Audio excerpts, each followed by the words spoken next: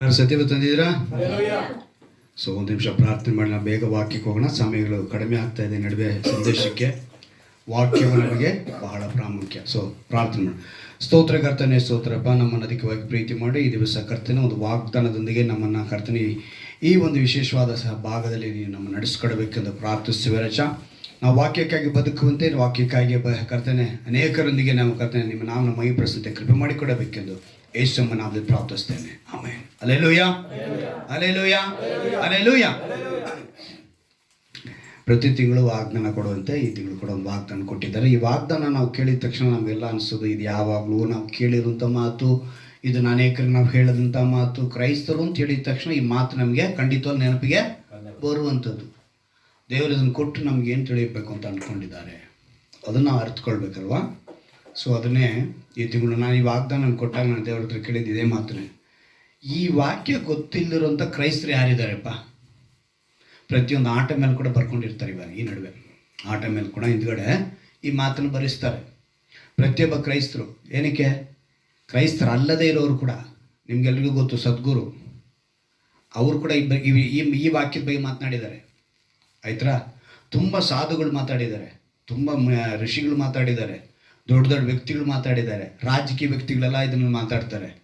ಎಲ್ಲರೂ ಮಾತಾಡುವಂಥ ವಿಷಯನ ಏನು ಇವತ್ತು ನಮ್ಗೆ ವಾಗ್ದಾನವಾಗಿ ಏನು ಸ್ಪೆಷಲ್ ಇರ್ಬೋದು? ಸ್ಪೆಷಲ್ ಇಲ್ದಿರೋ ದೇವ್ರು ಯಾವತ್ತೂ ಕೊಡಲ್ಲ. ಹಲ್ಲೆಲೂಯಾ. ಏನಂತ ವಾಗ್ದಾನ ಕೊಟ್ಟಿದ್ದಾರೆ? ಗಲಾತ್ಯದವರಿಗೆ 5:14.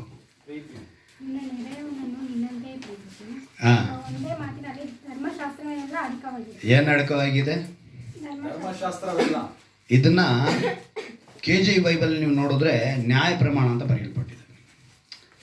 ಸೊ ಗಲಾತ್ಯದವರಿಗೆ 5ನೇ ಅಧ್ಯಾಯದ ಈ 14ನೇ ವಾಕ್ಯ ಅಪೊಸ್ತಲನಾದ ಪೌಲನು ಗಲಾತ್ಯದ ಪಟ್ಟಣಕ್ಕೆ ಬರೆಸ್ತಾ ಇದ್ದಾನೆ.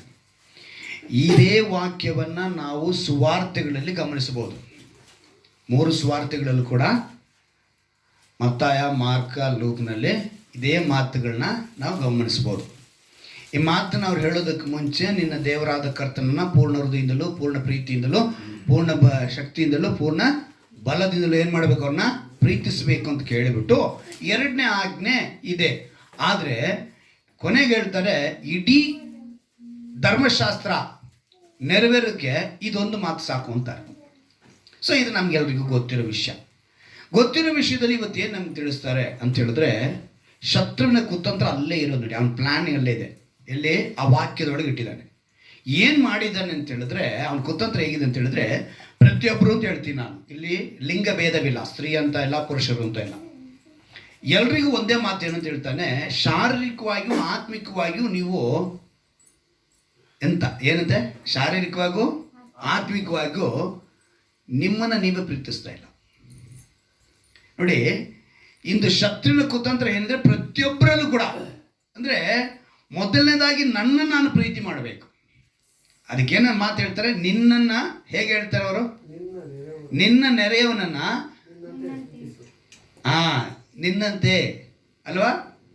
ಎಷ್ಟು ಜನ ನಾವು ಇವಾಗ ನಮ್ಮನ್ನಂತೆ ಅನ್ನೋದನ್ನ ಮೊದಲನೇದಾಗಿ ನಾನು ನನ್ನನ್ನು ಪ್ರೀತಿ ಮಾಡಬೇಕು.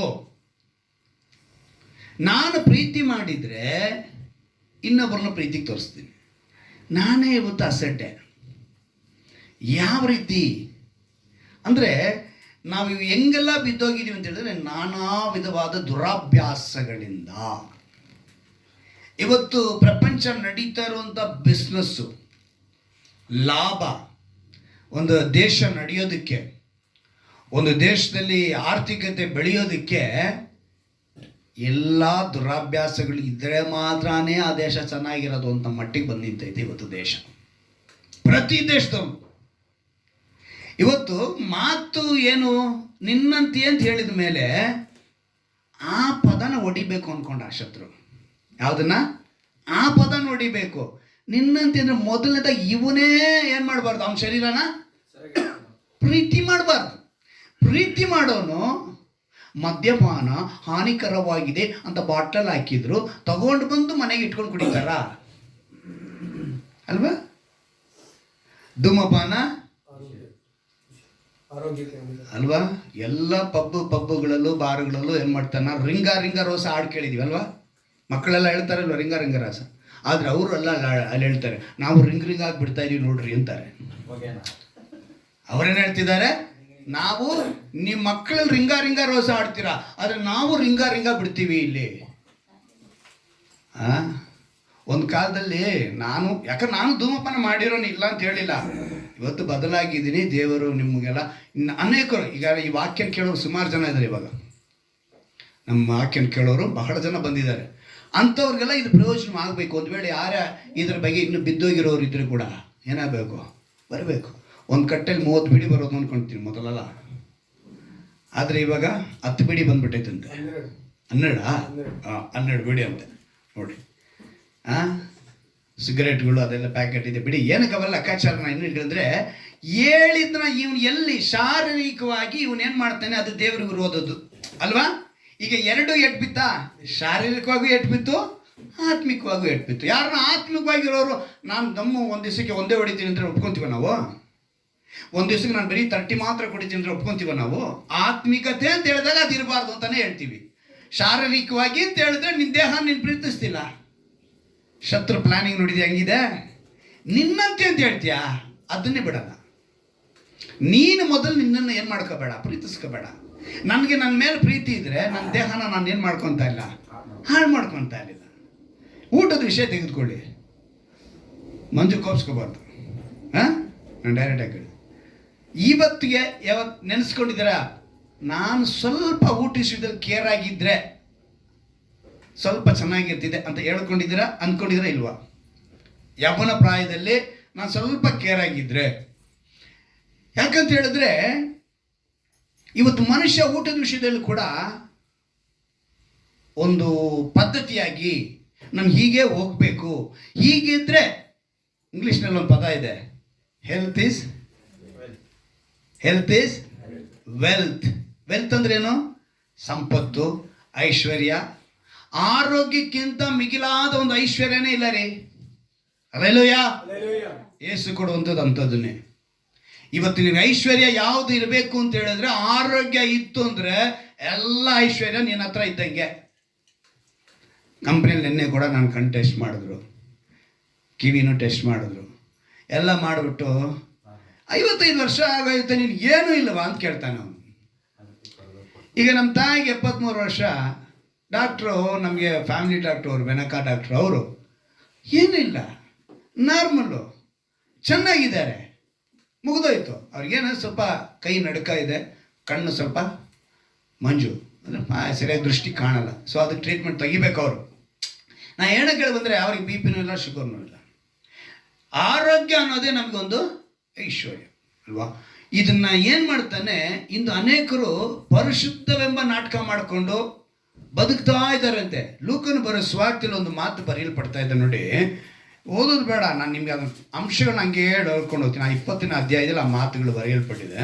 ಲೂಕನು ಬರೋ ಸ್ವಾರ್ಥಿನಲ್ಲಿ 20ನೇ ಅಧ್ಯಾಯದಲ್ಲಿ ಒಂದು ಮಾತು ಬರೆಯಲ್ಪಡ್ತಾ ಇದೆ. ಏನಕ್ಕೆ ಹೇಳ್ತೀನಿ ಅಂತ ಹೇಳಿದ್ರೆ, ಇವತ್ತು ಶಾರೀರಿಕವಾಗಿ ಆತ್ಮಿಕವಾಗಿ ಇವರು ಬಿದ್ದೋಗಿದ್ದಾರೆ.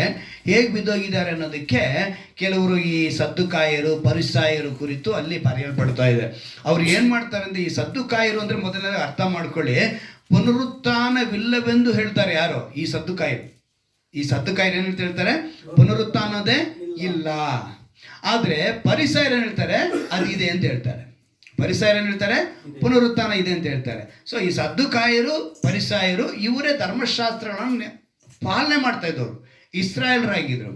ಇವರೆಲ್ಲ ಹಿಂಗೆ ಅಂದರೆ ನಾವು ಚೆನ್ನಾಗಿ ಗಮನಿಸಬೇಕು. ಅಧ್ಯಾಯದಲ್ಲಿ 45ನೇ ವಾಕ್ಯದಲ್ಲಿ ಒಂದು ಮಾತು ಬರೆಯಲ್ಪಟ್ಟಿದೆ, ಜನರೆಲ್ಲರೂ ಕೇಳುತ್ತಿರುವಲ್ಲಿ ಆತನು ತನ್ನ ಶಿಷ್ಯರಿಗೆ ಹೇಳಿದ್ದೇನೆಂದರೆ, ಶಾಸ್ತ್ರಗಳ ವಿಷಯದಲ್ಲಿ ಎಚ್ಚರಿಕೆ ಆಗಿರ್ರಿ. ಹೇಗೆ ಆಗಿರುವುದೇ? ಶಾಸ್ತ್ರ ವಿಷಯದಲ್ಲಿ ಎಚ್ಚರಿಕೆ ಆಗಿರ್ರಿ. ಅವರು ನಿಲವಂಗಿಗಳನ್ನು, ಏನಂತೆ ನಿಲವಂಗಿ ಅಂದರೆ ಏನು? ವೈಟಲ್ಲಿ ಇರ್ತಾರೆ ಅಂತ ಇಟ್ಕೊಳ್ಳೋಣ. ನಿಲವಂಗಿಗಳನ್ನು ತೊಟ್ಟುಕೊಂಡು ತಿರುಗಾಡುವುದರಲ್ಲಿ ಮನಸ್ಸುಳ್ಳವರು, ಅಂಗಡಿ ಬೀದಿಗಳಲ್ಲಿ ನಮಸ್ಕಾರಗಳು, ಸಭಾಮಂದಿರಗಳಲ್ಲಿ ಮುಖ್ಯ ಪೀಠಗಳು, ಔತಣ ಪ್ರಶಸ್ತಗಳಲ್ಲಿ ಪ್ರಥಮ ಸ್ಥಾನ, ಇವುಗಳಲ್ಲಿ ಇಷ್ಟವುಳ್ಳವರು ಆಗಿದ್ದಾರೆ. ಅವರು ವಿಧವೆಯರ ಮನೆಗಳನ್ನು ನುಂಗಿ ನಟನೆಗಾಗಿ ದೇವರಿಗೆ ಉದ್ದವಾದ ಪ್ರಾರ್ಥನೆ ಮಾಡ್ತಾರಂತೆ. ಎಷ್ಟು ಮಾಡ್ತಾರಂತೆ ಅವರು? ಉದ್ದವಾದ ಅಂತ ಹೇಳ್ಬೋದು, ನಾನು ಯಾಕೆ ಉದ್ದ ಅಂತ ಹೇಳ್ಬೇಕು, ಸ್ವಲ್ಪ ಉದ್ದನೇ ಹೇಳ್ಬೇಕಲ್ಲ ಅಂತೇಳಿ ಉದ್ದ ಅಂತೇಳಿ ಹೇಳಿದೆ. ನಟನೆಗಾಗಿ ಮಾಡ್ತಾರೆ. ಇವತ್ತು ಏನು ಅನ್ಕೊಂಡಿದ್ದಾರೆ ಅಂತೇಳಿ, ನಾನು ಉದ್ದನೇ ಪ್ರಾರ್ಥನೆ ಮಾಡಿಬಿಟ್ರೆ ತುಂಬ ಆತ್ಮಿಕತೆಯಲ್ಲಿ ಬೆಳೆದಿದ್ದೀನಿ ಅಂತ. ಏನಂತೆ?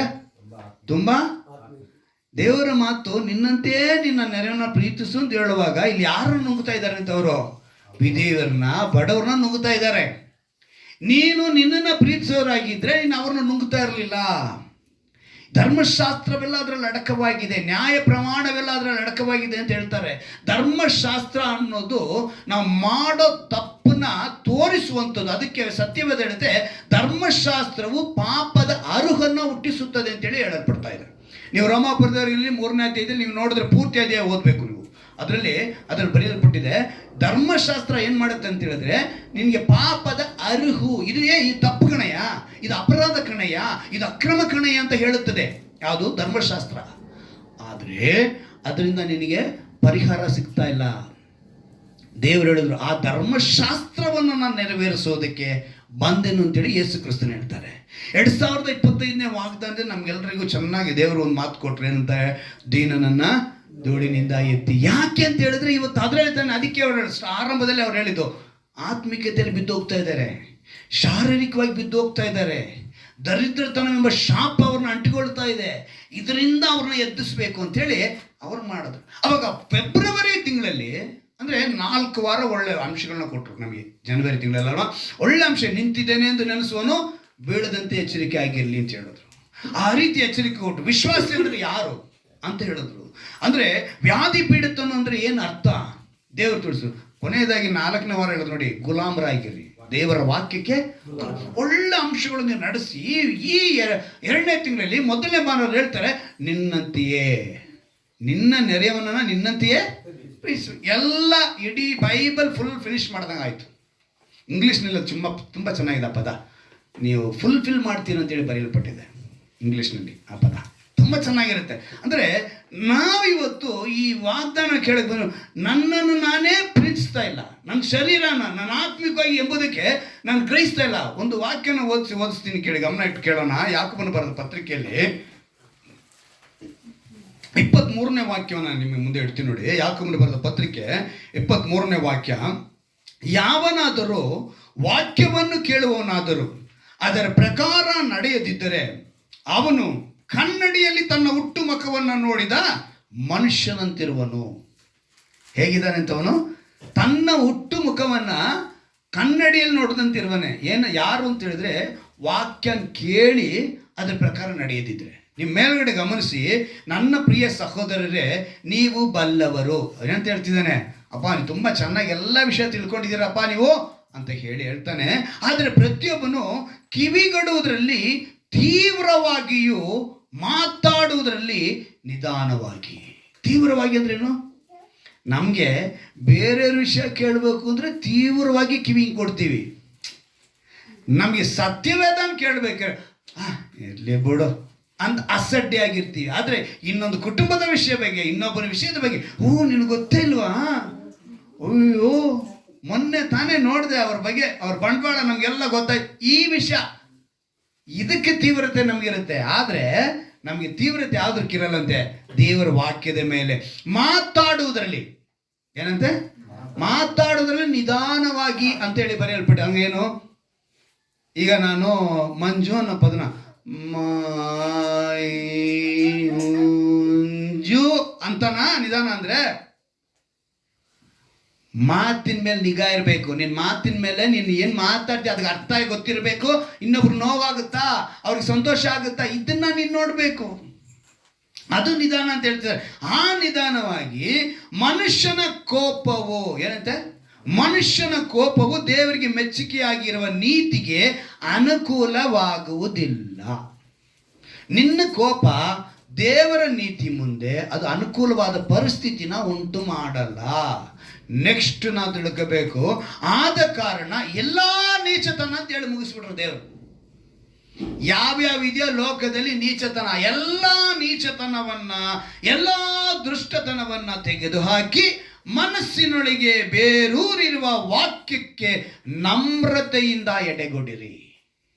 ನಮ್ರತೆ ಅಂದರೆ ಪದ ಬಹಳ ದೊಡ್ಡ ಪದ. ಅದು ಭಯಭಕ್ತಿಯಿಂದ ನಡುಕದಿಂದ ಒಪ್ಪಿಸಿಕೊಡಬೇಕು. ನಮ್ರತೆಯಿಂದ ನಾವೇನು ಮಾಡಬೇಕಂತೆ ಅದಕ್ಕೆ ಒಪ್ಪಿಸಿಕೊಟ್ಟಾಗ ಅದು ನಿಮ್ಮ ಆತ್ಮಗಳನ್ನು, ಎಷ್ಟು ಅದ್ಭುತ ಅಲ್ವಾ, ನೀನು ಯಾವಾಗ ಭಯ ಬಿಟ್ಟು ಒಪ್ಪಿಸ್ಕೊಡ್ತೇವೆ ನಿಮ್ಮ ಆತ್ಮಗಳನ್ನು ರಕ್ಷಿಸುವುದಕ್ಕೆ ಸಾಮರ್ಥ್ಯವುಳ್ಳದಾಗಿದೆ. ವಾಕ್ಯದ ಪ್ರಕಾರ ನಡೆಯುವರಾಗಿರಿ, ಅದನ್ನು ಕೇಳುವವರು ಮಾತ್ರವೇ ಆಗಿದ್ದು ನಿಮ್ಮನ್ನು ನೀವೇ ಮೋಸಗೊಳಿಸಬೇಡ್ರಿ. ಬರೀ ಕೇಳ್ಕೊಂಡು ಸುಮ್ಮನೆ ಇರೋದಲ್ಲ, ನೀವೇನು ಮಾಡಬೇಕು?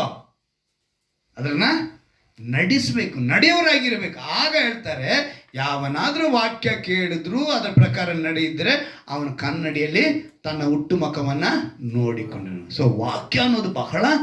ಸೊ ನಿನ್ನಂತೆ ನಿನ್ನ ನೆರೆಯನ್ನು ಪ್ರೀತಿಸು ಅಂತ ದೇವರು ಹೇಳ್ತಿದ್ದಾರೆ. ಈಗ ಈ ಹಳೆ ಒಡಂಬಡಿಕೆಯ ವಿಷಯದ ಪ್ರಕಾರ ನಾವು ಗಮನಿಸಬೇಕಾದ್ರೆ ಧರ್ಮಶಾಸ್ತ್ರ ಎಲ್ಲ ಅಡಕವಾಗಿದೆ ಅಂತ ದೇವರು ಹೇಳಬೇಕು. ಅಂದರೆ ಸರ್ವಶಕ್ತನಾದ ದೇವರು, ಸರ್ವೋನ್ನತನಾದ ದೇವರು ತನ್ನ ಒಂದು ಕುಮಾರನಾದ ಯೇಸು ಕ್ರಿಸ್ತನ ರಕ್ತದಿಂದ ಒಂದು ಒಡಂಬಡಿಕೆಯನ್ನು ಇಡೀ ಪ್ರಪಂಚಕ್ಕೆ ತೋರಿಸ್ಕೊಟ್ರು. ಏನು ಮಾಡಿದ್ರು ಅವರು? ಇಡೀ ಪ್ರಪಂಚಕ್ಕೆ. ಈಗ ಹಳೆ ಒಡಂಬಡಿಕೆಯಲ್ಲಿ ಆ ಒಳಗೆ ನಾವು ಬರಬೇಕು, ಹಳೆ ಒಡಂಬಡಿಕೆ ಒಳಗೆ ಬರಬೇಕು ಅಂದರೆ ಧರ್ಮಶಾಸ್ತ್ರ ಅಂದರೆ ಯಾವುದು? 5 ಕಾಂಡ ಇದೆಯಲ್ಲ, ಇದೇ ಧರ್ಮಶಾಸ್ತ್ರ ಅನ್ನೋದು. ಇದೇ ಬಹಳ ಪ್ರಾಮುಖ್ಯತೆ. ಇದೆಲ್ಲವೂ ಅಡಕವಾಗಿದೆ. ಅದನ್ನು ಹೇಗೆ ನಾವು ಅದನ್ನು ಅಡಗಿಸಿಕೊಳ್ಳುವುದು ಅನ್ನೋದನ್ನೇ ಗಲಾತ್ಯದವನು ರೋಮಾಪಟ್ಟಣಕ್ಕೆ ಇದು ಗಲಾತ್ಯ ಪಟ್ಟಣಕ್ಕೆ ಅಪೊಸ್ತಲನಾದ ಪೌಲನು ಬರೀತಾನೆ. ರೋಮಾಪಟ್ಟಣದಲ್ಲಿ ಪಾಪದ ಅರ್ಹನೆಲ್ಲ ಬರೆಸ್ತಾನೆ. ಒಂದೊಂದು ಪಟ್ಟಣಕ್ಕೆ ಬರೆಯುವಾಗಲೂ ಅವನು ಎಲ್ಲವನ್ನ ತಿಳಿಸ್ಕೊಂಡೇ ಬಂದಿದ್ದಾನೆ. ಆ ರೀತಿ ತಿಳಿಸ್ಕೊಂಡು ಬಂದವನು ಇವತ್ತು ಆ ಮಾತನ್ನು ನಮಗೂ ಹೇಳ್ತಿದ್ದಾನೆ. ಈ ಗ್ರಾಮದಲ್ಲಿ ಇರುವಂಥ ನಮಗೆ ಆ ಮಾತನ್ನು ಕೊಟ್ಟಿದ್ದಾರೆ ಅಂತ ಹೇಳಿದ್ರೆ, ಈಗ ಹಳ ಒಡಂಬಡಿಕೆ ನಾವು ಒಳಗೆ ಬರಬೇಕು ಅಂದರೆ ಇಸ್ರಾಯೇಲ್ ಅಂದರೆ ಈ ಧರ್ಮಶಾಸ್ತ್ರ ಅದರೊಳಗೆ ನಾವು ಬರಬೇಕು ಅಂತ ಹೇಳಿದ್ರೆ, ಯಾಕಂದರೆ ಧರ್ಮಶಾಸ್ತ್ರವೆಲ್ಲ ಅವರಿಗೆ ಕೊಡಲ್ಪಟ್ಟಿದ್ದು, ಇಸ್ರಾಯೇಲರಿಗೆ. ಚೆನ್ನಾಗಿ ಗಮನಿಸ್ಕೊಳ್ಳಿ, ಧರ್ಮಶಾಸ್ತ್ರ ಪೂರ್ತಿಯಾಗಿ ಯಾರು ಕೊಡಲ್ಪಟ್ಟಿದ್ದು? ಇಸ್ರಾಯೇಲರಿಗೆ ಕೊಡಲ್ಪಟ್ಟಿದ್ದು. ಅವರು ಅದರೊಳಗೆ ಬರಬೇಕು, ಅವರು ಅದರೊಳಗೆ ಇರಬೇಕು. ಇವಾಗ ನಾವು ಅದರೊಳಗೆ ಒಳಗೆ ಹೋಗ್ಬೇಕು, ಅದೇ ಧರ್ಮಶಾಸ್ತ್ರ ಒಳಗೆ ಹೋಗ್ಬೇಕು ಅಂದರೆ ಒಂದು ಇಸ್ರಾಯೇಲರ ಹೊಟ್ಟೆಲಿ ಹುಟ್ಟಿದ್ರೆ ಸಾಕಾಗ್ತಿತ್ತು. ಯಾರ ಹೊಟ್ಟೆಲಿ? ಇಸ್ರಾಯೇಲರ ಹೊಟ್ಟೆಲಿ, ಅಂದರೆ ಯಹೂದ್ಯರ ಹೊಟ್ಟೆಲಿ ಹುಟ್ಟುಬಿಟ್ಟಿದ್ರೆ ನಾವು ಇಸ್ರಾಯೇಲರು ಆಗ್ತಿದ್ವಿ. ಅಥವಾ ಇಸ್ರಾಯೇಲನ್ನ ಮದುವೆ ಮಾಡ್ಕೊಂಡ್ಬಿಟ್ಟಿದ್ರೆ ನಮ್ಗೇನಾಗ್ತಿತ್ತು? ಅದ್ರಲ್ಲಿ ಬಂದ್ಬಿಡ್ತೀವಿ ಅಲ್ವಾ? ಅಥವಾ ಅಲ್ಲಿ ಅವ್ರ ಸಂಬಂಧಿಕರ ಜೊತೆ ನಾವು ಸಂಬಂಧ ಬೆಳೆಸ್ಕೊಂಡ್ಬಿಟ್ಟಿದ್ರೆ ನಾವೇನಾಗ್ಬಿಡ್ತಿದ್ವಿ? ಇಸ್ರಾಯೇಲರಾಗ್ಬಿಡ್ತೀವಿ. ಈಗೂ ಸಾಲದು ಅಂತ ಹೇಳಿದ್ರೆ ಅವರೊಂದಿಗೆ ಸೇರಿ ಬದುಕಿದಾದರೂ ಕೂಡ ನಮ್ಗೇನಾಗ್ಬಿಡ್ತಿತ್ತು? ಇಸ್ರಾಯೇಲರು. ಅಂದರೆ ಪುರುಷರಂತೂ ಮುಖ್ಯವಾಗಿ ಸುನ್ನತಿ ಮಾಡಿಸ್ಕೋಬೇಕಿತ್ತು. ಪುರುಷರು ಏನು ಮಾಡಬೇಕಿತ್ತು? ಸುನ್ನತ್ ಮಾಡಿಸ್ಕೊಂಡು ಅವ್ರು ಈ ರೀತಿ ಮಾಡಿದ್ರೆ ಸಾಕು, ಏನಾಗ್ಬಿಡ್ತಿದ್ರು ಅವರು? ಹಳೆ ಒಡಂಬಡಿಕೆ ಧರ್ಮಶಾಸ್ತ್ರಕ್ಕೆ ಸರಿ. ಆದರೆ ಹೊಸ ಒಡಂಬಡಿಕೆ ಒಂದು ಮಾಡಿದಾರಲ್ಲ, ಯೇಸು ಕ್ರಿಸ್ತನ ಭೂಮಿ ಮೇಲೆ ಬಂದವರು ಈ ಹೊಸ ಒಡಂಬಡಿಕೆ ಇಡೀ ಪ್ರಪಂಚಕ್ಕೆ ಪೂರ್ತಿಯಾಗಿ ಕೊಟ್ಟಿದ್ದಾರೆ. ಈ ಧರ್ಮಶಾಸ್ತ್ರನ ಇನ್ನೊಂದು ಪದ ನ್ಯಾಯ ಪ್ರಮಾಣ ಅಲ್ವಾ? ನಮ್ಮ ಭಾಷೆಯಲ್ಲಿ ಹೇಳ್ಬೇಕು ಅಂದರೆ ಕಾನೂನು. ಏನದು? ಕಾನೂನು. ಈ ಕಾನೂನು ಪ್ರಕಾರ ನೀನು ಬದುಕಬೇಕು ಅಂತ ಕೊಟ್ಟಿದ್ದೆ 5 ಶಾಸ್ತ್ರಗಳಲ್ಲಿ. ಧರ್ಮಶಾಸ್ತ್ರ ಅನ್ನೋದು 5 ನೀನು ಬದುಕಬೇಕಾಗಿರೋದು ಈ ವಿಧದಲ್ಲಿಯೇ ಪೂರ್ತಿ ಬರೆಸಿರೋದು. ಅಂದರೆ ಕಾನೂನು. ನಮಗಿವತ್ತು ಅದೇ ರೀತಿಯಾದ ಕಾನೂನುಗಳಿದೆ. ಇಲ್ಲಿ ಜಾತಿ ಮತ ಭೇದವಿಲ್ಲದೆ ಎಲ್ಲರಿಗೂ ಹೊಸ ಒಡಂಬಡಿಕೆ ಒಳಗೆ ಬರಬೇಕು ಅಂದರೆ ನಾವು ಕ್ರಿಸ್ತನ ಗರ್ಭದಲ್ಲಿ ಹುಟ್ಟಬೇಕು. ಎಲ್ಲಿ ಹುಟ್ಟಬೇಕು ನಾವು? ಕ್ರಿಸ್ತನ ಗರ್ಭ. ಅಲ್ಲಿ ಕ್ರಿಸ್ತನ ಗರ್ಭದಲ್ಲಿ ಹುಟ್ಟಬೇಕು ಅಂದರೆ ಯಾವುದೇ ಜಾತಿ ಆಗಿರ್ಬೋದು, ಯಾವುದೇ ಮತವಾಗಿರ್ಬೋದು, ಯಾವುದೇ ಪ್ರಾಂತ್ಯ ಆಗಿರ್ಬೋದು, ಯಾವುದೇ ದೇಶ ಆಗಿರ್ಬೋದು, ಯಾವುದೇ ಕುಲದವರು ಕೂಡ ಆಗಿರ್ಬೋದು, ಯಾರೇ ಆದರೂ ಕೂಡ ಸ್ತ್ರೀ ಪುರುಷ ಭೇದವಿಲ್ಲದೆ, ಲಿಂಗ ಭೇದವಿಲ್ಲದೆ ಎಲ್ಲರೂ ಕ್ರಿಸ್ತನ ಮೂಲಕ ಹುಟ್ಟುವರು. ಅದು ಹೊಸ ಒಡಂಬಡಿಕೆಯ ಒಳಗೆ ಬಂದು ಹೇಗೆ ಒಳಗೆ ಬರ್ತಾರೆ? ಯೋಹಾನ ಬರೆದ ಸುವಾರ್ತೆ 1ನೇ ಅಧ್ಯಾಯದಲ್ಲಿ 13ನೇ ವಾಕ್ಯನ ಗಮನಿಸುವಾಗ ದೇವರು ಅಂತ ಹೇಳಿದವನು ಆತನೊಬ್ಬನೇ. ಯೇಸು ಕ್ರಿಸ್ತನನ್ನ ದೇವರು ಅಂತ ತಿಳಿಯಪಡಿಸಿದ್ದು ಆತನೊಬ್ಬನೇ. ಯೋಹಾನ ಬರೆದ ಸುವಾರ್ತೆ 1ನೇ ಅಧ್ಯಾಯದಲ್ಲಿ 13ನೇ ವಾಕ್ಯವನ್ನು ಓದ್ತೀನಿ, ಗಮನ ಕೇಳಿ. ಇವರು ರಕ್ತ ಸಂಬಂಧದಿಂದಾಗಲಿ, ಎಷ್ಟು ಸ್ಪಷ್ಟವಾಗಿ ಹೇಳ್ತಾರೆ ನೋಡಿ, ಇವರು ರಕ್ತ ಸಂಬಂಧದಿಂದಾಗಲಿ, ಕಾಮದಿಂದಾಗಲಿ, ಪುರುಷ ಸಂಕಲ್ಪದಿಂದಾಗಲಿ ಹುಟ್ಟಿದವರಲ್ಲ, ದೇವರಿಂದಲೇ ಹುಟ್ಟಿದವರು. ಹಲ್ಲೆಲೂಯಾ. ಕ್ರಿಸ್ತನ ಒಡಂಬಡಿಕೆ, ಹೊಸ ಒಡಂಬಡಿಕೆ ಒಳಗೆ ಬರೋರು ರಕ್ತದಿಂದ ಹುಟ್ಟೋರಲ್ಲ, ಕಾಮದಿಂದ ಹುಟ್ಟೋರಲ್ಲ, ಪುರುಷ ಸಂಕಲ್ಪದಿಂದ ಹುಟ್ಟೋರಲ್ಲ. ಹೇಗೆ ಅಂದರೆ ದೇವರಿಂದ ಹುಟ್ಟಿದವರು. ಸ್ಪಷ್ಟವಾಗಿ ಹೇಳ್ಬಿಟ್ಟ. ದೇವರಿಂದ ಹುಟ್ಟೋದಕ್ಕೆ ಏನು ಕಾರಣಗಳು, ಏನೇನಿದೆ? ನೀವು ಹಿಂದ್ಗಡೆ 3ನೇ ಅಧ್ಯಾಯದಲ್ಲಿ 5ನೇ ವಾಕ್ಯನ ಗಮನಿಸ್ಕೊಳ್ಳಿ. ಅದರಲ್ಲಿ ಹೇಳ್ಬಿಟ್ಟಿದೆ, ನಾನು ನಿಮಗೆ ನಿಜವಾಗಿ ಹೇಳ್ತೇನೆ ಅಂತ ಹೇಳಿ ಒಂದು ಮಾತನ್ನು ಹೇಳ್ತಾರೆ. ಹೇಗೆಲ್ಲ ಅವ್ರು ಹೇಳ್ತಾರೆ, ನಾನು ನಿಮಗೆ ನಿಜವಾಗಿ ಹೇಳುತ್ತೇನೆ, ಒಬ್ಬನು ನೀರಿನಿಂದಲೂ ಆತ್ಮದಿಂದಲೂ ಹುಟ್ಟದಿದ್ದರೆ ದೇವರ ರಾಜ್ಯಕ್ಕೆ. ನೀರಿನಿಂದ ನೀರು ಯಾವುದು? ವಾಕ್ಯ. ಆತ್ಮ ಪವಿತ್ರಾತ್ಮ. ಇದೆರಡರಲ್ಲಿ ಹುಟ್ಟಿದ್ರೆ ಸಾಕು, ನೀವು ಹೊಸ ಒಡಂಬಡಿಕೆ ಅಧೀನಕ್ಕೆ, ಅಂದರೆ ಹೊಸ ಒಡಂಬಡಿಕೆ ಕಾನೂನಿಗೆ ನೀವು ಒಳಗಡೆ ಬರ್ತೀರ. ಈಗ ನಾವೆಲ್ಲ ಆತನ ಅಂಗೀಕರಿಸಿದ ಕಾರಣ, ನಂಬಿಕೆ ಇಟ್ಟ ಕಾರಣ ಮಕ್ಕಳಾಗುವ ಅಧಿಕಾರವನ್ನು ಕೊಟ್ಟರು. ಯಾರ್ಯಾರು ಆತನ ಹೆಸರಿನ ಮೇಲೆ ನಂಬಿಕೆ ಇಟ್ಟು ಅವ್ರಿಗೆಲ್ಲ ಏನು ಕೊಟ್ರಂತೆ?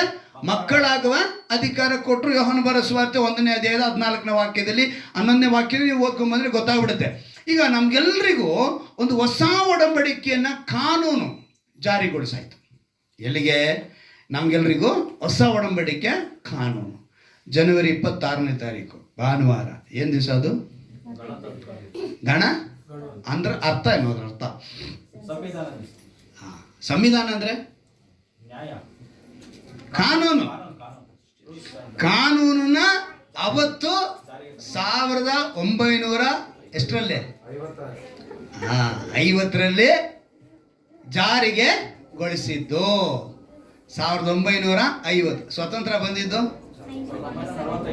47. 47ರಲ್ಲಿ 3 ದಿವಸ ತುಂಬ ಕಷ್ಟಪಟ್ಟು ಅದು ಇದು ಎಲ್ಲ ತುಂಬ ಅನೇಕರು ದೊಡ್ಡ ದೊಡ್ಡ ವ್ಯಕ್ತಿಗಳೆಲ್ಲ ಸೇರಿ, ಯಾಕಂತ ಹೇಳಿದ್ರೆ ಅದನ್ನ ಮಾಡಲಿಲ್ಲ ಅಂತ ಹೇಳಿದ್ರೆ ನಮ್ಮ ಪ್ರಜೆಗಳೇನಾಗ್ತಾರೆ? ದಾರಿ ತಪ್ತಾರೆ. ದಾರಿ ತಪ್ಪಿ ಅನೇಕ ಅಪರಾಧಗಳು, ಅಕ್ರಮಗಳು, ದೇಶಕ್ಕೆ ದೇಶ, ರಾಜ್ಯಕ್ಕೆ ರಾಜ್ಯ, ಪಟ್ಟಣಕ್ಕೆ ಪಟ್ಟಣ, ಗಾಳಿ ಈ ಥರ ಒಬ್ಬರಿಗೊಬ್ಬರು ತುಂಬ ಅನ್ಯಾಯಗಳು ನಡೆದೋಗುತ್ತೆ ಅಂತ ಹೇಳಿ ಒಂದು ಸಂವಿಧಾನ ರಚಿಸಿ ಕಾನೂನನ್ನ ಮಾಡಿ ಇದರ ಒಳಗಡೆ ಪ್ರತಿಯೊಬ್ಬ ಭಾರತೀಯ ಪ್ರಜೆ ಇರಬೇಕು ಅಂತೇಳಿ ತೀರ್ಮಾನ ಮಾಡಿದ ದಿನವೇ ರಿಪಬ್ಲಿಕ್ ಡೇ, ಗಣರಾಜ್ಯೋತ್ಸವ ಅಲ್ವಾ? ಹಾಗೆಯೇ ನಾವೆಲ್ಲ ಹೊಸ ಒಡಂಬಡಿಕೆ ಕಾನೂನಿನ ಒಳಗೆ ಬರೋರಾಗಿರ್ತೀವಿ. ಈಗ ಕಾನೂನು ಅಡಿಯಲ್ಲಿ ಬದುಕುವ ಪ್ರತಿಯೊಬ್ಬ ಭಾರತೀಯ ಪ್ರಜೆಯನ್ನು ಕಾಪಾಡಲು ಉಂಟಾದ ಕಾನೂನು ಅವತ್ತು ನಮ್ಮ ಸಂವಿಧಾನ ಅಲ್ವಾ? ಈಗ ನಾವು ಹೊಸ ಒಡಂಬಡಿಕೆ ಕಾಲದಕ್ಕೆ ನಾವು ಬಂದಿರುವಂಥ ನಮಗೆ ಕರ್ತನಾದ ಯೇಸು ಕ್ರಿಸ್ತನ ಮೂಲಕ ಪರಲೋಕದ ಒಂದು ಸಂವಿಧಾನ ಇದೆ. ಆ ಸಂವಿಧಾನದಲ್ಲಿ ನಾವು ಬದುಕಬೇಕು.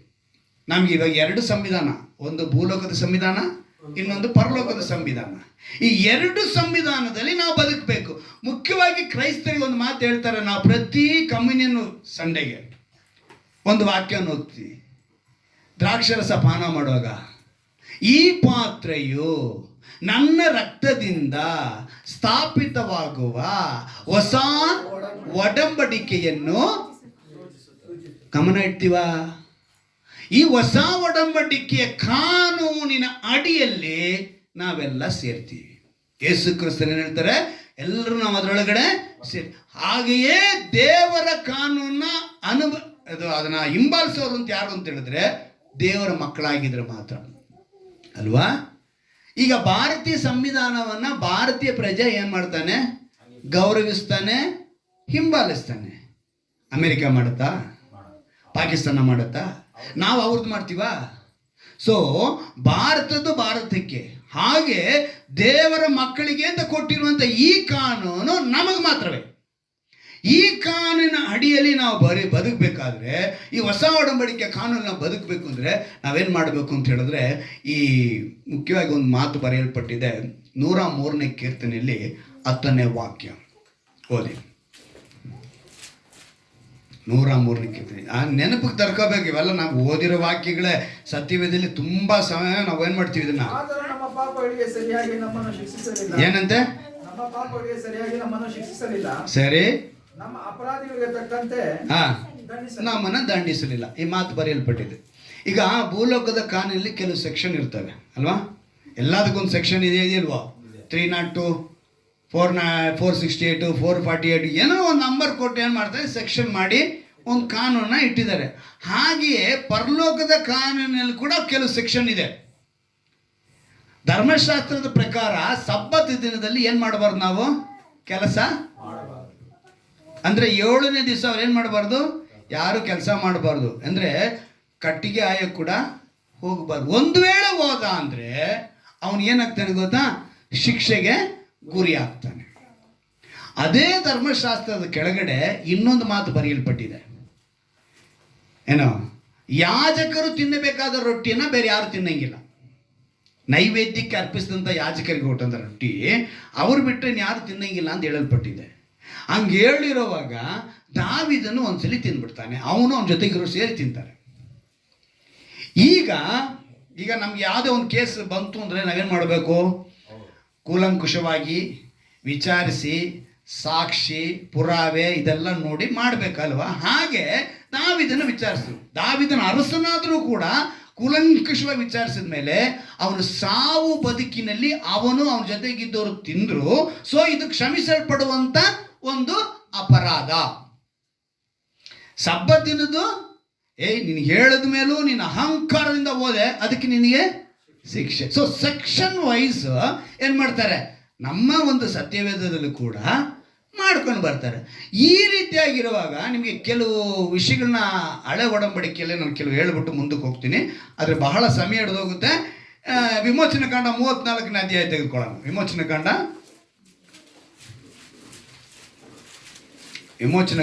34ನೇ ಅಧ್ಯಾಯ, ಅದರಲ್ಲಿ 6-7ನೇ ವಾಕ್ಯವನ್ನು ಗಮನಿಸುವಾಗ ಒಂದು ಅದ್ಭುತವಾದ ಮಾತು ಬರೆಯಲ್ಪಟ್ಟಿದೆ. ಹೋಗುತ್ತಾ ಪ್ರಕಟವಾಗಿ ಹೇಳಿದ್ರೆ, ಯೆಹೋವ ಕನಿಕರವು ದಯೆಯು ಉಳ್ಳ ದೇವರು, ದೀರ್ಘಶಾಂತಿಯು ಪ್ರೀತಿ ನಂಬಿಕೆ ಉಳ್ಳವನು, ಸಾವಿರಾರು ತಲೆಗಳವರೆಗೂ ದಯೆ ತೋರಿಸುವನು, ದೋಷ ಅಪರಾಧ ಪಾಪಗಳನ್ನು ಕ್ಷಮಿಸುವನು, ಆದರೂ ಅಪರಾಧಗಳನ್ನು ಶಿಕ್ಷಿಸದೆ ಬಿಡದವನು. ಎಲ್ಲದಕ್ಕೂ ಶಿಕ್ಷೆ ಇದೆ, ಆದರೆ ಕ್ಷಮಿಸ್ತೀನಿ, ಆದರೆ ಏನು ಮಾಡ್ತೀನಿ? ಅಪರಾಧಗಳನ್ನ ಬಿಡಲ್ಲ ಅಂತೇಳಿ ಮಾತು ಕೊಟ್ಬಿಡ್ತಾರೆ. ಸೊ ನೀವು ಈ ಅಧ್ಯಾಯದಲ್ಲಿ ನೀವು ರೂಲ್ಸ್ನ ನೀವು ಫಾಲೋ ಮಾಡಬೇಕು ಅಂತ ಹೇಳಿದ್ರೆ, ಇಲ್ಲಿ ಈ ವಿಮೋಚನ ಕಾಂಡದಲ್ಲಿ ಸುಮಾರು ವಾಕ್ಯಗಳಿದೆ. 24ನೇ ಅಧ್ಯಾಯದಿಂದ ಹಿಡಿದು ಸುಮಾರು ಕಡೆ ಇದೆ ವಿಮೋಚನ ಕಾಂಡದವರೆಗೂ. ಎಲ್ಲ ಭಾಗದಲ್ಲೂ ಕೂಡ ನೀವು ನೋಡ್ಕೊಂಡು ಬರ್ಬೋದು. ಧರ್ಮೋಪದೇಶ ಕಾಂಡದಲ್ಲಿ 24ನೇ ಅಧ್ಯಾಯದಲ್ಲೂ ಕೂಡ ಇದರ ಕುರಿತು ಬಹಳ ಪ್ರಸ್ತಾವನೆಗಳು ಬರೆಯಲ್ಪಟ್ಟಿದೆ. ಇವೆಲ್ಲವೂ ಕೂಡ ಧರ್ಮಶಾಸ್ತ್ರದ ಕೆಳಗಡೆ ಬರುತ್ತೆ. ಅದರಲ್ಲಿ ಒಂದು 2-3 ಮಾತ್ರ ನಿಮಗೆ ನಾನು ಹೇಳ್ತೀನಿ. ಧರ್ಮೋಪದೇಶ ಕಾಂಡ 24ನೇ ಅಧ್ಯಾಯದಲ್ಲಿ ಒಂದು 14ನೇ ವಾಕ್ಯವನ್ನು ಒಂದು ಹೇಳ್ತೀನಿ, ಒಂದು ಕಾನೂನು ನಿಮಗೆ ತಿಳಿಯಪಡಿಸ್ತೀನಿ. ಅದರಲ್ಲಿ ಒಂದು ಮುಖ್ಯವಾದ ಕಾನೂನು ನಮಗೆ ಅವಶ್ಯಕತೆ ಇವಾಗ ಇರೋದು.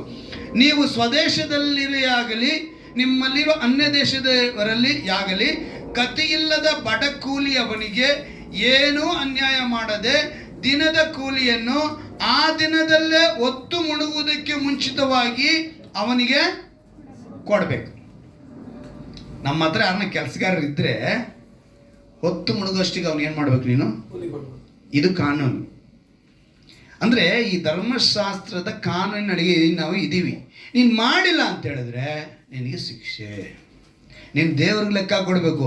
ಇಲ್ಲಿ ಬಹಳ ಇದೆ. ಬೀಸುವ ಕಲ್ಲನ್ನು ಪೂರ್ತಿಯಾಗಲಿ ಅರ್ಧವಾಗಲಿ ಒತ್ತೆ ತೆಗೆದುಕೊಳ್ಳಬಾರದು, ಅದು ಜೀವನಾಧಾರವನ್ನು ಒತ್ತೆಯಾಗಿ ತೆಗೆದುಕೊಂಡ್ರೆ ಹಾಗಾಗುವುದು. ಒತ್ತೆ ಅಂದರೆ ಏನು ಹೇಳು? ಅಡ ಇಟ್ಕೊಳ್ಳೋದು. ನೀನು ನಾವು ಇವಾಗ ಈಗಿಲ್ಲ ಬಿಡಿ, ಈಗ ಕೆಲವರೆಲ್ಲ ಅದನ್ನು ನಾವು ಇಟ್ಕೊಳ್ಳಲ್ಲ. ಕುಡಿಬೇಕು ಅಂತ ಹೇಳಿದ್ರೆ ಮನೇಲಿರೋ ಹಿತ್ತಾಳೆ ಬಿಂದಿಗೆಯಿಂದ ಹಿಡಿದು ಎಲ್ಲವೂ ಹೋಗಿದೆ. ಒಂದು ಕಾಲದಲ್ಲಿ ನಾನು ಹೀರೋ ಪೆನ್ ತೊಗೊಂಡೋಗಿ ಇಟ್ಬಿಟ್ಟು ಕುಡ್ದಿದ್ದೀನಿ ಅಂದರೆ ಎಂಥವ್ನು ಇರ್ಬೇಕು ನಾನು ನೋಡಿ.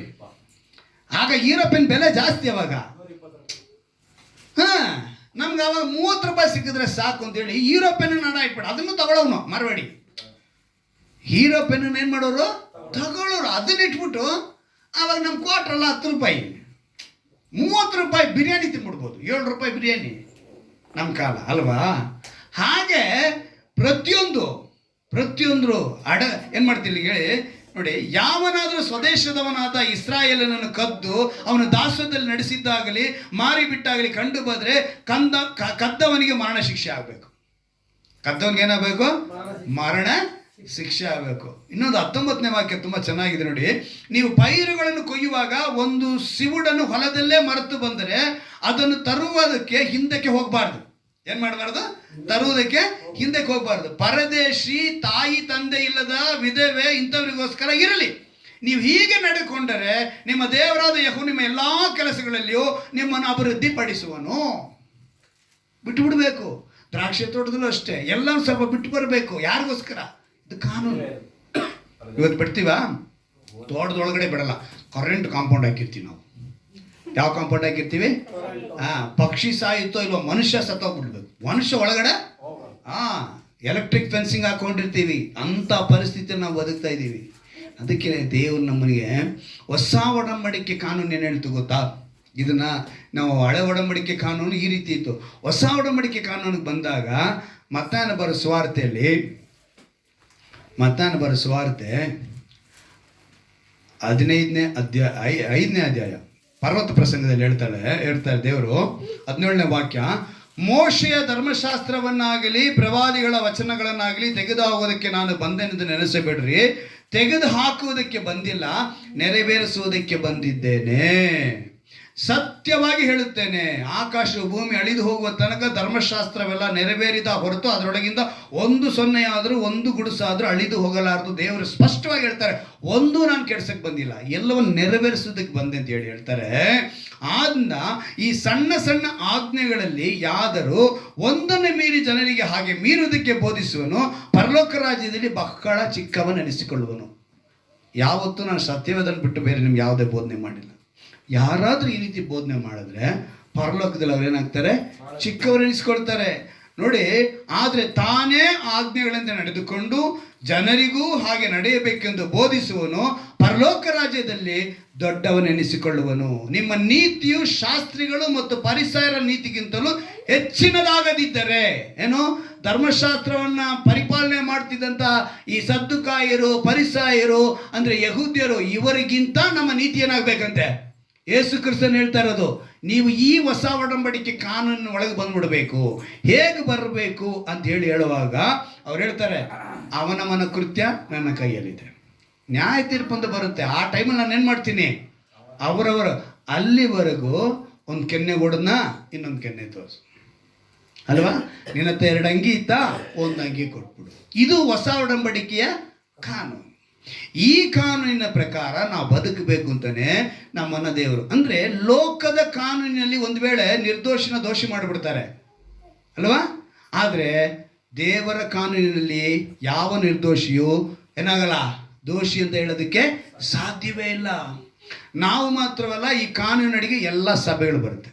ನಮ್ಮ ಸಭೆ ಮಾತ್ರ ಅಲ್ಲ, ಇಡೀ ಸಭೆ ಏನು ಮಾಡಬೇಕು, ಸಭೆ ಅದು ದೇವರ ಮಕ್ಕಳಾಗಿ ನಾವು ಬದುಕಬೇಕು. ದೇವರು ನಮ್ಮನ್ನು ಸಭೆಗೆ ಸೇರಿಸಿದ್ದಾರೆ ಅಂತ ಹೇಳಿದ್ರೆ ವಾಕ್ಯೋಪದೇಶ ಸಹಿತವಾದ ಜಲಸ್ನಾನವನ್ನು ಮಾಡಿ ನಮ್ಮನ್ನೇನು ಮಾಡಿದ್ದಾರೆ. ನೀವು ಎಫೆಸದ ಬರೆದ ಪತ್ರಿಕೆಯಲ್ಲಿ ಇದನ್ನ ವಾಕ್ಯ ನೋಡ್ಬೋದು. ನಮ್ಮ ಎಲ್ಲಿಗೆ ಸೇರಿಸಿದ್ರೆ ವಾಕ್ಯೋಪದೇಶವಾದ ಜಲ ಸ್ನಾನದಿಂದ. ನಾವು ಹೊಸ ಒಡಂಬಡಿಕೆಯಲ್ಲಿ ಅದೇ ಹೇಳಿದ್ನಲ್ಲ, 1 ಕೊರಿಂಥನಲ್ಲಿ 11ನೇ ನಾವು ಓದ್ತೀವಲ್ಲ, ಏನಂತೇಳಿ, ಇದು ನನ್ನ ರಕ್ತದಿಂದ ಸ್ಥಾಪಿತವಾಗುವ ಹೊಸ ಒಡಂಬಡಿಕೆಯನ್ನು, ಅಂದರೆ ಹೊಸ ಒಂದು ಕಾನೂನು, ಆ ಕಾನೂನೊಳಗೆ ಬಂದ್ಬಿಟ್ವಿ. ಸೊ ನಾವು ಈ ಲೋಕದ ಕಾನೂನಿಗೆ ವಿರುದ್ಧವಾಗಿ ಈ ಒಂದು ಹೊಸ ಒಡಂಬಡಿಕೆಯ ಕಾನೂನಿಗೆ ನಾವು ನಡಿಬೇಕು ಅಂತ ಹೇಳಿದ್ರೆ ಈ ಲೋಕ ಹೇಳುತ್ತೆ ಗೊತ್ತಾ, ನೀನು ಅದಕ್ಕೆ ಸಮವಾಗಿ ನಡಿಬೇಡ, ಅದಕ್ಕೆ ವಿಧೇಯನಾಗಿ ನಡಿಬೇಡ. ಆವಾಗಲೇ ದೇವರು ಹೇಳಿದ್ದು, ನಿನ್ನ ನೆರೆಯವನನ್ನು ನಿನ್ನಂತೆಯೇ ಪ್ರೀತಿಸಬೇಕು. ಮೊದಲನೇದಾಗಿ ನೀನು ಪ್ರೀತಿಸು. ಹಾಗೇನು ಮಾಡ್ತೀಯ ಎಲ್ಲಾದ್ರಿ. ಹೀಗೆ ನಮಗೆ ಕಣ್ಣಿಗೆ ಒಂದು ಯೋಹಾನನ ಬರೆದ ಪತ್ರಿಕೆ 1ನೇ ಅಧ್ಯಾಯ, ಯೋಹಾನ ಬರೆದ 1ನೇ ಪತ್ರಿಕೆ, ಅಲ್ಲೊಂದು ವಿಷಯ ಬರೆಸಿದ್ದಾರೆ ದೇವರು. ಯೋಹಾನ ಬರೆದ 1ನೇ ಪತ್ರಿಕೆ 2ನೇ ಅಧ್ಯಾಯ 15ನೇ ವಾಕ್ಯ, ಲೋಕವನ್ನಾಗಲಿ ಲೋಕದೆರೆವುಗಳನ್ನಾಗಲಿ ಪ್ರೀತಿಸಬೇಡಿರಿ. ಯಾವನಾದರೂ ಲೋಕವನ್ನು ಪ್ರೀತಿಸಿದರೆ ತಂದೆಯ ಮೇಲಿನ ಪ್ರೀತಿ ಅವನಲ್ಲಿ ಇಲ್ಲ. ಲೋಕದಲ್ಲಿರುವ ಶರೀರದಾಶೆ, ಏನಂತೆ, ಲೋಕದಲ್ಲಿರುವ ಶರೀರದಾಸೆ, ಕಣ್ಣಿನಾಶೆ, ಬದುಕು ಬಾಳಿನ ಡಂಬ, ಈ ಮೊದಲಾದವುಗಳೆಲ್ಲವೂ ತಂದೆಯಿಂದ ಹುಟ್ಟದೆ ಲೋಕದಿಂದ ಹುಟ್ಟಿದವುಗಳಾಗಿವೆ. ಕಣ್ಣಿನಾಶೆ ಬರ್ಬೋದು, ಶರೀರದಾಸೆ ಬರ್ಬೋದು, ಬದುಕು ಬಾಳಿನ ಇವೆಲ್ಲವೂ ಕೂಡ ನಮ್ಮನ್ನು ಎಲ್ಲಿ ಕರ್ಕೊಂಡೋಗುತ್ತೆ, ಪಾಪದ ದಾರಿಗೆ. ಈ ಲೋಕದಲ್ಲಿ ಇರುವಂಥ ದುಷ್ಟನ ಕೆಲಸ ನೀವು ಗಮನಿಸಿ ನೋಡಿ. ದೇವರ ಕಾನೂನಿಗೆ ವಿರೋಧವಾಗಿ ನಮ್ಮನ್ನು ನಡೆಸ್ಕೊಂಡು ಹೋಗ್ತಾನೆ. ಜೈಲಿಗೆ ತಗೊಳ್ಬೇಕು, ನಮ್ಮನ್ನು ಎಲ್ಲಿಗೆ ತಗೊಂಡೋಗ್ಬಿಡ್ಬೇಕು ಅವನು, ಅಂದರೆ ನರಕಕ್ಕೆ ತಳ್ಳಬೇಕು ಅನ್ನೋದು ಅವನ ಕೆಲಸ. ದುಷ್ಟನ ಕೆಲಸ ಯಾವಾಗಲೂ ಕಳ್ತನ ಮಾಡಬೇಕು, ಅತ್ಯಾಚಾರ ಮಾಡಬೇಕು, ಗಲಭೆ ಮಾಡಬೇಕು, ಮೋಸ ಮಾಡಬೇಕು, ವಂಚನೆ ಮಾಡಬೇಕು, ಕುತಂತ್ರ ಮಾಡಬೇಕು, ದುರಭ್ಯಾಸಗಳನ್ನ ಕಳಿಸ್ಬೇಕು. ಈ ದುರಭ್ಯಾಸದಲ್ಲಿ ಏನೇನೋ ಅಭ್ಯಾಸಗಳು ಇವತ್ತು ಲೋಕದಲ್ಲಿದೆ. ಮೊನ್ನೆ ಕೂಡ ನಮ್ಮ ITC ಕಂಪ್ನಿಯಲ್ಲಿರೋರು ನಮಗೆ ಒಂದು ಇದಕ್ಕೆ ಕರ್ಕೊಂಡೋದ್ರು. ಅಲ್ಲಿ ನೋಡ್ತೀನಿ ಬೋರ್ಡಾಗಿ ಹಾಕಿಕೋನೆ, ಏನಂದರೆ ಏನೋ ಕುಕ್ಕಾನೋ ಹೇಳ್ತಾರೆ, ಉಕ್ಕ ಅದು ಎಲ್ಲ ಹಾಕಿ ಅದನ್ನೆಲ್ಲ ಉಪಯೋಗಿಸೋರು, ಆ ರೆಸಾರ್ಟ್ಗೆ ಹೋಗೋರು ಅದೇ ಅಂತೇಳಿ. ಅಂದರೆ ಇವತ್ತಿಗೂ ಮನುಷ್ಯ ಏನು ಮಾಡ್ತಾನೆ, ಇನ್ನು ಅದರಿಂದ ಓಡೋಗ್ತಾ ಇದ್ದಾನೆ. ಕ್ಷಣಿಕ ಸುಖಕ್ಕೋಸ್ಕರ ಮನುಷ್ಯ ಓಡೋಗ್ತಾನೆ ಇದ್ದಾನೆ, ದುರಭ್ಯಾಸಗಳಿಗೆ ಬಿದ್ದೋಗ್ತಿದ್ದಾನೆ. ಅಂಥದ್ರಲ್ಲಿ ಈ ದುಷ್ಟನ ಅವನೇನು ಮಾಡ್ತಾನೆ, ಏನಾರ ಮಾಡಿ ಇವನ ಮೇಲೆ ದಾಳಿ ಮಾಡಬೇಕು, ಏನಾರ ಮಾಡಿ ಇವನ ಮೇಲೆ ಗಲಭೆ ಮಾಡಬೇಕು, ಏನಾರ ಮಾಡಿ ದುಷ್ಕೃತ್ಯಗಳನ್ನ ಅವ್ನು ಮಾಡಬೇಕು ಅಂತ ಅಂದ್ಕೊಂಡಿರ್ತಾನೆ. ನಾವೇ ಎಚ್ಚರಿಕೆ ಆಗಿರಬೇಕು. ದೇವರು ನಮ್ಮನ್ನು ಕರ್ಕೊಂಡ್ಬಂದಿದ್ದಾರೆ. ಎಲ್ಲರ ಬಳಿ ಸತ್ಯವೇದ ಇದೆಯಲ್ವೋ, 66 ಪುಸ್ತಕ ಇದೆ.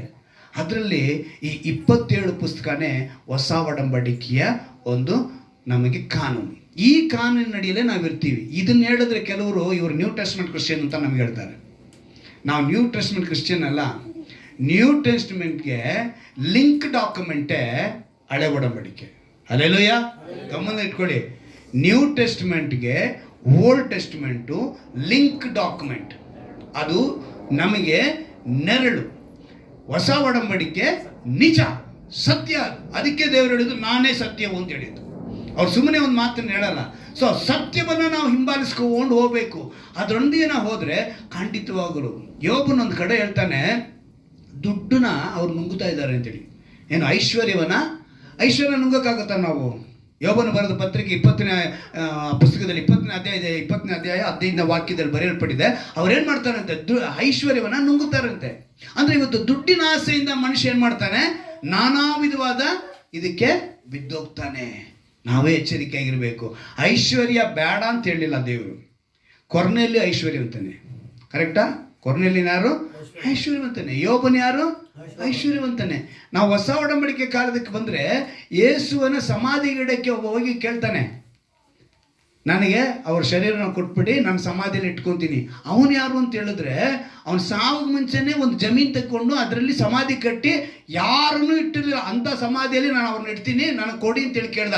ಅವನು ಅರಿಮತ್ತಾಯ ಯೋಸೇಫನು. ಅವನು ಶ್ರೀಮಂತಾನೆ. ದೇವರು ಐಶ್ವರ್ಯವನ್ನು ಬೇಡ ಅಂತ ಹೇಳಿಲ್ಲ, ಆದರೆ ಐಶ್ವರ್ಯನೇ ದೇವರು ಅಂತ ಹೇಳ್ಬಾರ್ದು.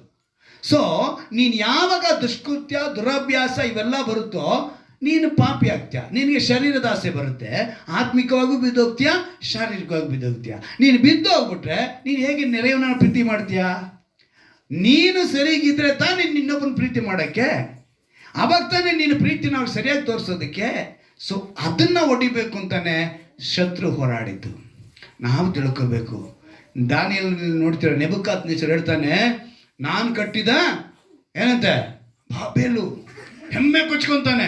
ತಕ್ಷಣ ಮಾತು ಬರುತ್ತೆ, ನೀನು ಹುಲ್ಲು ತಿನ್ಬೇಕಾಗಿ ಬರುತ್ತೆ, ನಿನಗೆ ಉಗುರೆಲ್ಲ ಬೆಳೆಯುತ್ತೆ ಅಂತೇಳಿ. ಆವಾಗ ಯೋಚನೆ ಮಾಡ್ತಾನೆ, ಅಯ್ಯೋಯ್ಯೋ ನಾನು ಹೆಮ್ಮೆಯಿಂದ ಹೊಗಳ್ಕೊಂಡೆ. ಐಶ್ವರ್ಯನ ಯಾವತ್ತೂ ನೆಂಚ್ಕೋಬಾರ್ದು, ಅದು ನಮ್ಮ ಮೇಲೆ ದಾಳಿ ಮಾಡಿಬಿಡುತ್ತೆ. ಕೊನೆಯದಾಗಿ ಕೀರ್ತನೆಗಳಲ್ಲಿ 62ನೇ ಅಧ್ಯಾಯದಲ್ಲಿ ಒಂದು ಮಾತು ಬರೆಯಲ್ಪಟ್ಟಿದೆ ನೋಡಿ. ಕೀರ್ತನೆಗಳ 62ನೇ ಅಧ್ಯಾಯ,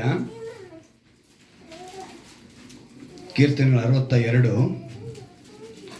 11ನೇ ವಾಕ್ಯ. ಅನ್ಯಾಯದಿಂದ ಸಂಪಾದಿಸಲು ನೆಚ್ಚಬೇಡಿರಿ, ಸುಲಿಗೆಯಿಂದ ಗಳಿಸಿ ಸೊಕ್ಕಿರಬೇಡಿರಿ, ಹೆಚ್ಚಿದ ಆಸ್ತಿಯಲ್ಲಿ ಮನಸ್ಸಿಡಬೇಡಿರಿ, ಸರ್ವಾಧಿಕಾರವು ದೇವರದೇ ಎಂದು ದೇವರು ಒಮ್ಮೆ ಅಲ್ಲ ಎರಡಾವರ್ತಿ ಹೇಳಿದ್ದನ್ನು ಕೇಳಿದ್ದೇನೆ. ಒಮ್ಮೆ ಅಲ್ಲ ಎರಡಾವರ್ತಿ. ಎರಡಾವರ್ತಿ ಅಂತ ಏನರ್ಥ? ಭಕ್ತನಿಗೆ ಕೇಳಿಸ್ತಾ ಇದೆ, ದೇವ್ರು ಹೇಳ್ತಾರ ಮಾತು ಎರಡೆರಡು ಸಲ. ಆದರೆ ಪಾಪಿಗೆ ಅನ್ಸ್ ಕೇಳಿಸ್ತಾ ಇಲ್ಲ. ಒಮ್ಮೆ ಹೇಳಿಲ್ಲ ಅವರು, 2 ಸಲ ಹೇಳಿದ್ರು. ಆದರೆ ಪಾಪಿಗೆ 1 ಸಲನೂ ಕೇಳಿಸ್ತಾ ಇಲ್ಲ. ಸರ್ವಾಧಿಕಾರ ಆತನದು, ನಾವು ತಿಳ್ಕೋಬೇಕು. ನಾವು ಹೊಸ ಒಡಂಬಡಿಕೆ ಕಾನೂನಿನ ಒಳಗಡೆ ಬಂದ್ವಿ. ಐಶ್ವರ್ಯ ಇದ್ಬಿಟ್ರೆ ನಾವೆಲ್ಲ ಸಾಧನೆ ಮಾಡ್ಬೋದು ಅಂತ ಅಂದ್ಕೊಂಡಿದ್ದಾರೆ. ನೆಲಮಂಗದ ಹತ್ರ ಒಂದು ಆಕ್ಸಿಡೆಂಟ್ ಆಯ್ತು, ಎಷ್ಟು ಜನ ಜ್ಞಾಪಕ ಗೊತ್ತಿದೆ? ವಾಲ್ವೋ ಕಾರು 6 ಜನ ಸತ್ತು. ಕೋಟ್ಯಾಧಿಪತಿ, 1.25 ಕೋಟಿ ಏನೋ ಅವ್ರ ಗಾಡಿ.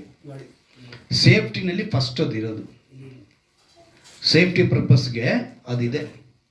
ಏನಿದ್ರು ಏನು ಪ್ರಯೋಜನ? ಐಶ್ವರ್ಯ ಕಾಪಾಡ್ತಾವನ್ನ ಸಾಫ್ಟ್ವೇರ್ ಕಂಪನಿ ಓನರ್ ಅವರು.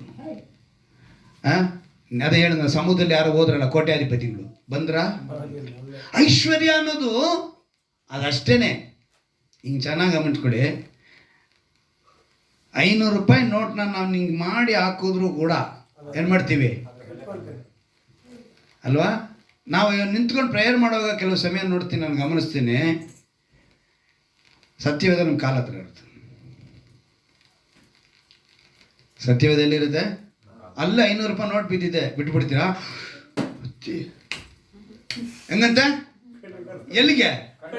ಏನಕ್ಕೆ ಗೊತ್ಕೋಬೇಕದು? ಅದಕ್ಕೊಂದು ಪದ ಇದೆಯಪ್ಪ, ಲಕ್ಷ್ಮೀ. ಕೆಲವ್ರು ಹೇಳ್ತಾರ ಅದನ್ನೆಲ್ಲ ಹೆಸರುಗಳೆಲ್ಲ ಹೇಳ್ಬಾರ್ದು.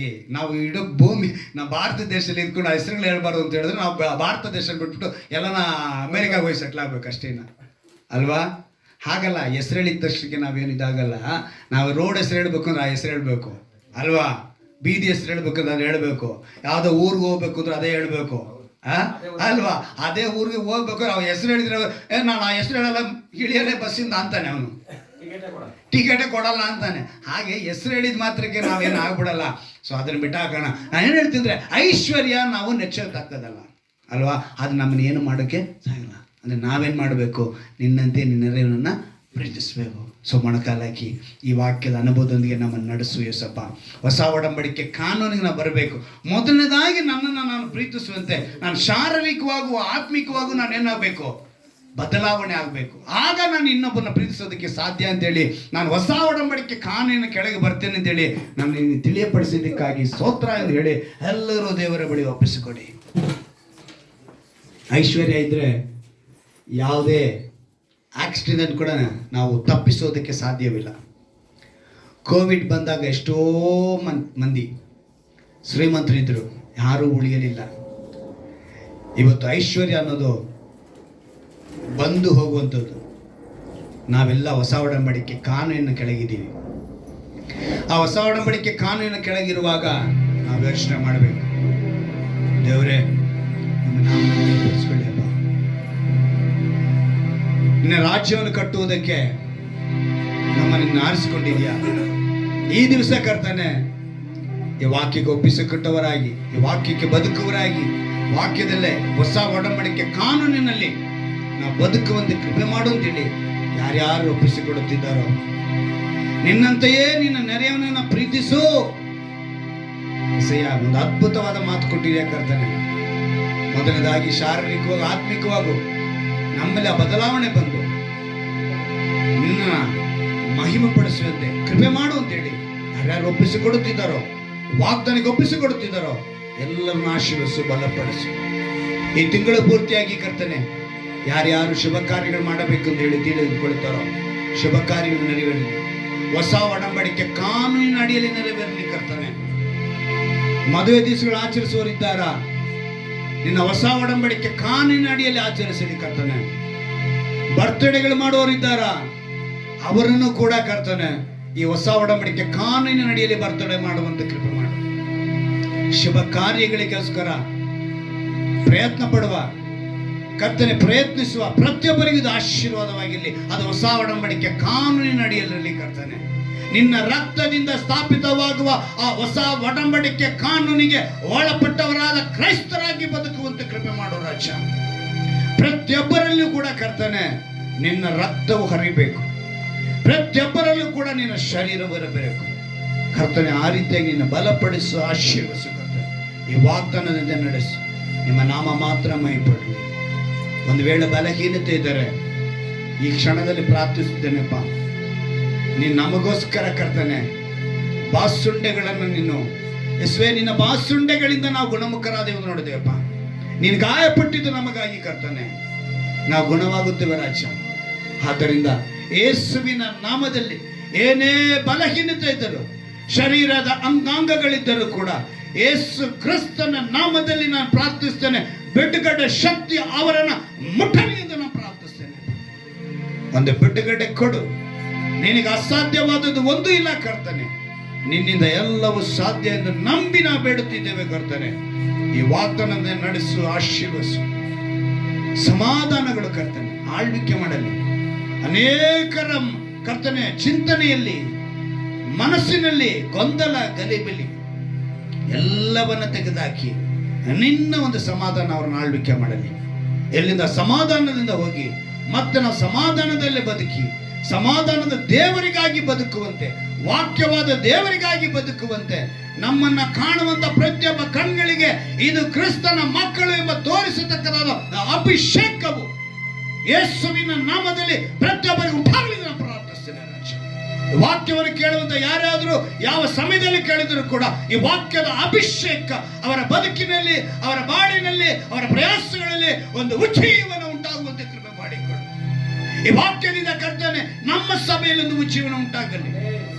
ನಮಗೊಂದು ಸ್ಥಳ, ಸ್ವಂತ ಸ್ಥಳವನ್ನು ಕೊಟ್ಟು ದೇವರೇ, ನಾವಿಲ್ಲೇವರೆಗೂ ಕರ್ತನೆ ಒಂದು ಶೆಡ್ ಹಾಕಿಕೊಂಡು ನಾವು ಪ್ರಾರ್ಥನೆ ನಡೆಸ್ತಾ ಇದ್ದೇವಪ್ಪ. ಸ್ವಂತ ಸ್ಥಳವಿಲ್ಲ ಕರ್ತನೆ, ಆದ್ರೆ ಸ್ವಂತವಾಗಿ ಸಭೆ ನಡೆಸುವುದಕ್ಕೆ ಜಾಗ ಕೊಟ್ಟಿದ್ಯಾ. ಆದ್ರೆ ಸ್ವಂತ ಸ್ಥಳಕ್ಕಾಗಿ ಪ್ರಯತ್ನ ಮಾಡುತ್ತಿದ್ದೇವೆ. ಹೊಸ ಒಡಂಬಡಿಕೆ ಕಾನೂನಿನ ಅಡಿಯಲ್ಲಿ ನಾವು ಈ ಸಭೆ ನಡೆಸ್ತಿದ್ದೇವೆ. ಅದೇ ರೀತಿಯಾಗಿ ಭಾರತೀಯ ಸಂವಿಧಾನದ ಕಾನೂನಿನ ಅಡಿಯಲ್ಲಿ ನಾವು ಸಭೆ ನಡೆಸ್ತಾ ಇದ್ದೇವೆ. ಆದ್ರೆ ಒಂದು ಸ್ವಂತ ಸ್ಥಳ ಬೇಕಾಗಿದೆ. ಕೊಡುವಂತ ಕರಗಳನ್ನ ಎಬ್ಬಿಸಿಕೊಡು. ನಿಮ್ಮ ನಾಮನ ಮಹಿಮೆಪಡಿಸಿಕೊಳ್ಳಿ. ಸಾಕ್ಷಿ ಹೇಳುವಂತೆ ಕೃಪೆ ಮಾಡಿಕೊಳ್ಳಿ. ನಮ್ಮ ರಕ್ಷಕನು ವಿಮೋಚಕನಾಗಿರುವ ಯೇಸು ಕ್ರಿಸ್ತನ ನಾಮದಲ್ಲಿ ಪ್ರಾರ್ಥಿಸಿ ಬೇಡುವಂತೆ ನನ್ನ ಜೀವ ತಂದೆಯೇ, ಆಮೆನ್.